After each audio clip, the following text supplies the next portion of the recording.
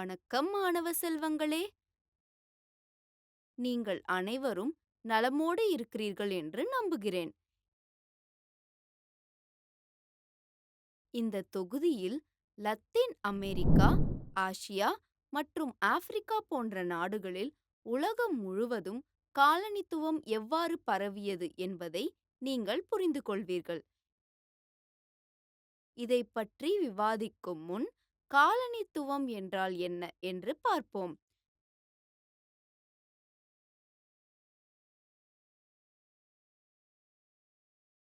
காலனித்துவம் என்றால் ஒரு நாடு மற்றொரு நாட்டை ஆக்கிரமித்து, ஆக்கிரமிக்கப்பட்ட நாட்டின் வளங்களை ஆக்கிரமிப்பு நாட்டின் நலனுக்காக பயன்படுத்தப்படுகிறது.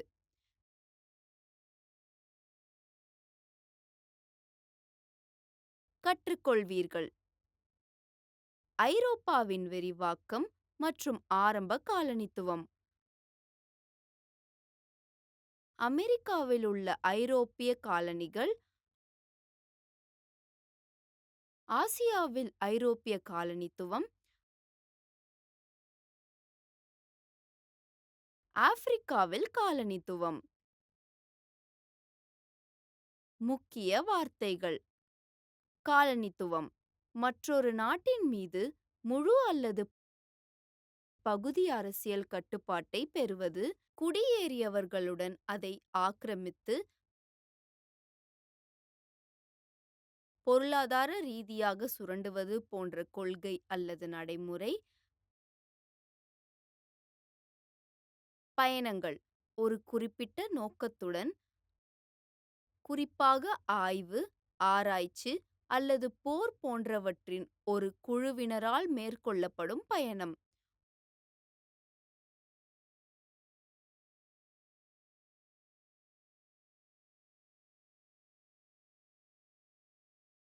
ஓபியம் போர் வர்த்தக உரிமைகள் தொடர்பான பிரச்சினை தொடர்பாக சீனா ஈடுபட்ட 2 போர்கள்.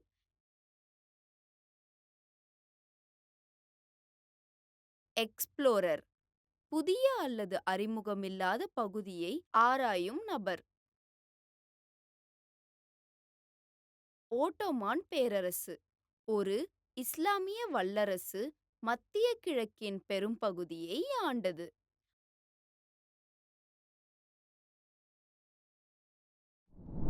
ஐரோப்பாவின் விரிவாக்கம் மற்றும் ஆரம்ப காலனித்துவம். சுமார் 600 ஆண்டுகளுக்கு முன்பு உலக மக்கள் மிக குறைவாகவே பயணம் செய்தனர். அவர்கள் வழக்கமாக ஒட்டகங்கள் மற்றும் குதிரைகள் அல்லது சிறிய படகுகள் மற்றும் கப்பல்கள் மூலம் பயணம் செய்தனர்.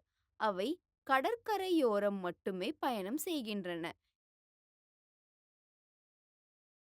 இருப்பினும், மக்களுக்கும் நாடுகளுக்கும் இடையிலான தொடர்பு அதிகரிக்கத் தொடங்கியது மற்றும் பொருட்களை வாங்குவதற்கும் அதிக விலைக்கு விற்பதற்கும் பயணம் பரவலாகிவிட்டது.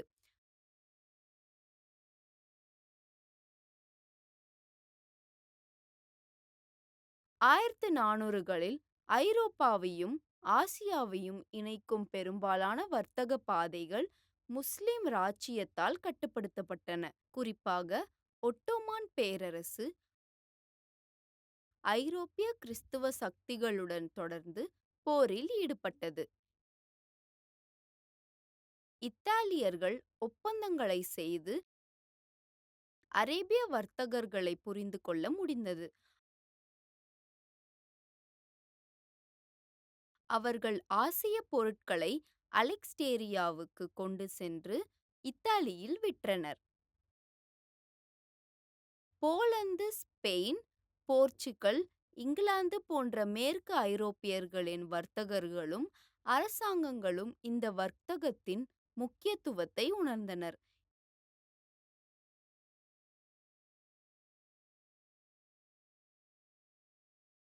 இத்தாலிய வர்த்தகர்களின் கட்டுப்பாட்டில் உள்ள பகுதிகள் வழியாக இந்தியா மற்றும் சீனா போன்ற நாடுகளுக்கு விரைவான மற்றும் எளிதான வழியை கண்டறிய அவர் விரும்பினார்.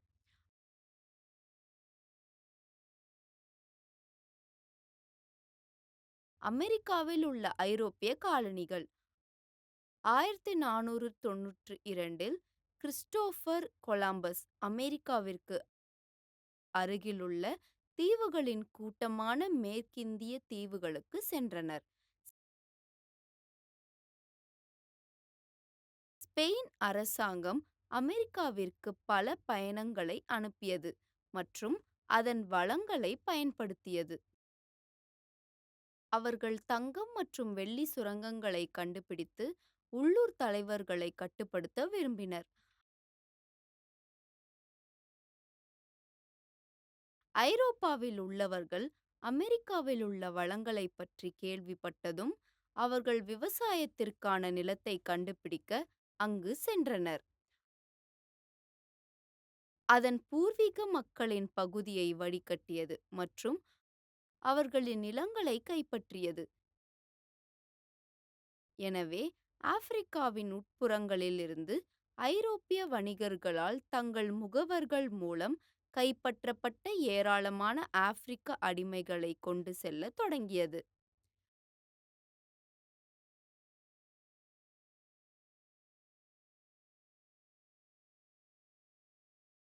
லத்தீன் அமெரிக்காவில் 1500 மற்றும் 1800க்கு இடையில் ஸ்பெயின் மற்றும் போர்ச்சுகல் தென் அமெரிக்காவின் பல நாடுகளை ஆட்சி செய்தன. இந்த நாடுகள் இப்போது லத்தீன் அமெரிக்க நாடுகள் என்று அழைக்கப்படுகின்றன, ஏனெனில் அவை லத்தீன் மொழியிலிருந்து பெறப்பட்ட மொழிகள். ஸ்பெயின் ஆட்சியில் இருந்த நாடுகளில் மெட்ரிக்கில் உள்ள உச்ச கவுன்சில்களுக்கு அனைத்து அதிகாரமும் இருந்தது. காலனிகளை ஆளுவதற்கு ஸ்பெயினிலிருந்து முக்கியமான அதிகாரிகள் மற்றும் பிரபுக்களை தேர்ந்தெடுத்தனர். ஸ்பெயின் காலனிகளை மலிவு உழைப்பு மற்றும் இயற்கை வளங்களுக்காக பயன்படுத்தியது, ஆனால் அவர்களின் பொருளாதாரத்தை வளர்க்க உதவவில்லை. காலனித்துவ சக்தி வர்த்தகத்தின் மீது கட்டுப்பாட்டை கொண்டிருந்தது, இது அவர்களின் பொருளாதாரத்திற்கு உதவியது. காலனிகளின் சமூக மற்றும் பொருளாதார அமைப்புகளில் மாற்றங்களை கட்டாயப்படுத்துவதன் மூலம் அவர்கள் இந்த கட்டுப்பாட்டை வைத்திருப்பதை உறுதி செய்தனர். காலனிகளில் வாழும் ஸ்பானிய மக்கள் ஸ்பானிய பிரபுக்கள் தங்களை கட்டுப்படுத்துவதை விரும்பவில்லை, எனவே அவர்கள் 1810இல் லத்தீன் அமெரிக்காவில் ஸ்பெயினுக்கு எதிராக போராட்டத்தை தொடங்கினர்.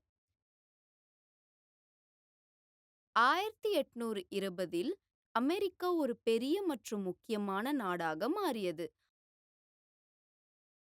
அவர்கள் தென் அமெரிக்காவை தங்கள் பகுதி என்று நினைத்தார்கள். ஐரோப்பிய நாடுகள் அதை கட்டுப்படுத்த விரும்பவில்லை. ஆசியாவில் ஐரோப்பிய காலனித்துவம்.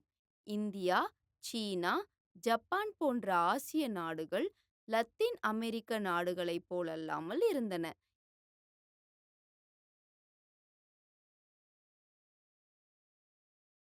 இந்தியாவில் அவர்கள் ஒரு பெரிய மக்கள் தொகை மற்றும் பெரிய படைகளுடன் வலுவான பேரரசுகளை கொண்டிருந்தனர். ஐரோப்பிய சக்திகள் முகலாய பேரரசுடன் பேச முயன்றன, ஆனால் அவை முகலாய படைகளின் பலமுறை தோற்றன. அப்படியிருந்தும் ஐரோப்பியர்கள் கோவா போன்ற முக்கியமான துறைமுகங்களை தங்கள் கட்டுப்பாட்டிற்குள் கொண்டு வந்தனர் மற்றும் கடலின் மீதான வர்த்தகத்தை கட்டுப்படுத்தினர். 16ஆம் நூற்றாண்டில் போர்த்துகீசியர்கள் இந்திய பெருங்கடலில் கடல் சாம்ராஜ்யத்தை உருவாக்கினர். அரேபிய கடல், இந்திய பெருங்கடல் அல்லது வங்காள விரிகுடாவில் பயணிக்கும் அனைத்து கப்பல்களுக்கும் பணம் செலுத்தினர்.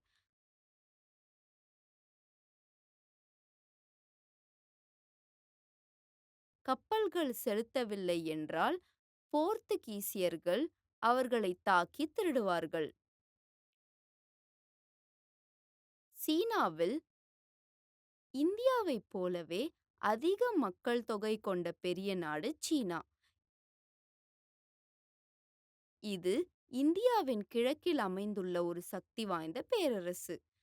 லத்தீன் அமெரிக்கா அல்லது இந்தோனேஷியாவைப் போல் ஐரோப்பியர்களால் சீனாவை கட்டுப்படுத்த முடியவில்லை. இதன் விளைவாக சீனாவிற்கும் இங்கிலாந்துக்கும் இடையில் அபின் போர் எனப்படும் சமமற்ற ஒப்பந்தங்கள் ஏற்பட்டன. இதன் உடன்படிக்கைகள் இங்கிலாந்து சீனாவுடன் எவ்வித கட்டுப்பாடுகளும் இன்றி வர்த்தகம் செய்யவும், ஆங்கிலேய சட்டங்கள் மட்டுமே அமலாக்கப்பட்ட வர்த்தக இடங்களை நிறுவவும் அனுமதித்தன. சீனாவும் மற்ற நாடுகளைப் போலவே இங்கிலாந்துக்கும் கொடுக்க வேண்டிய கட்டாயம் ஏற்பட்டது. ஆப்பிரிக்காவில் காலனித்துவம் 1800களுக்கு முன் ஐரோப்பியர்கள் ஆப்பிரிக்காவை கட்டுப்படுத்த விரும்பவில்லை. மாறாக, ஆப்பிரிக்காவிலிருந்து மக்களை அழைத்து வந்து அமெரிக்காவில் அடிமைகளாக விற்றனர்.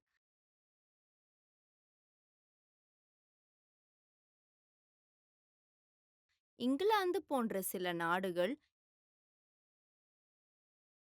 இந்தியா மற்றும் சீனாவுக்கு செல்லும் வழியில் தங்கள் கப்பல்களை மீண்டும் நிலைநிறுத்த ஆப்பிரிக்க கடற்கரையின் சில பகுதிகளை பயன்படுத்தின.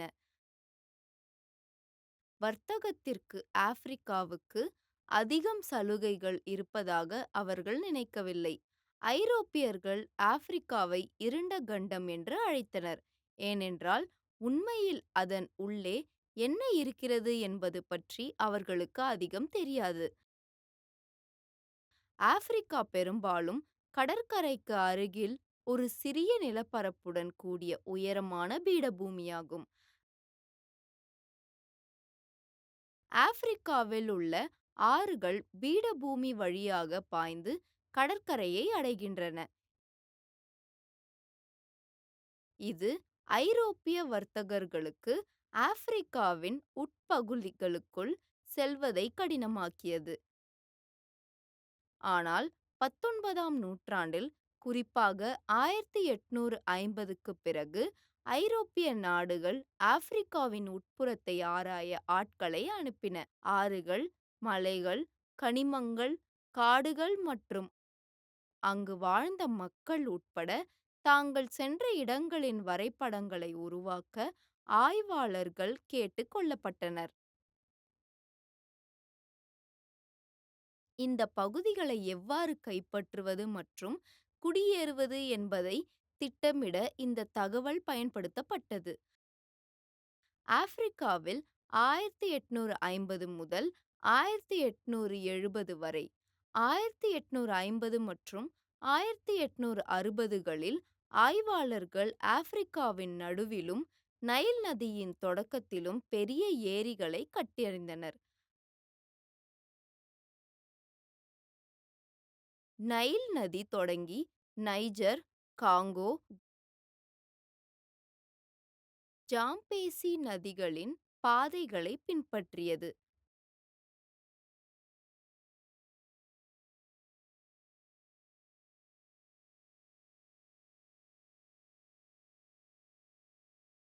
ஆப்பிரிக்காவில் தாமிரம், தகரம், ரப்பர், பாம் ஆயில், பருத்தி, தேநீர் மற்றும் கோகோ போன்ற முக்கியமான பொருட்கள் இருப்பதால் அவர்கள் ஆப்பிரிக்காவில் தங்கள் தயாரிப்புகளை விற்க விரும்பினர்.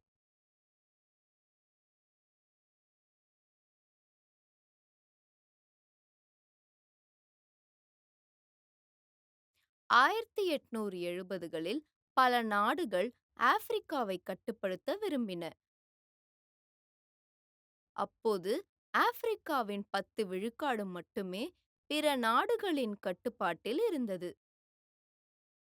ஆனால் அடுத்த 40 ஆண்டுகளில் எத்தியோப்பியா மற்றும் சில சிறிய இடங்களைத் தவிர கிட்டத்தட்ட அனைத்து ஆப்பிரிக்காவும் மற்ற நாடுகளால் கட்டுப்படுத்தப்பட்டது.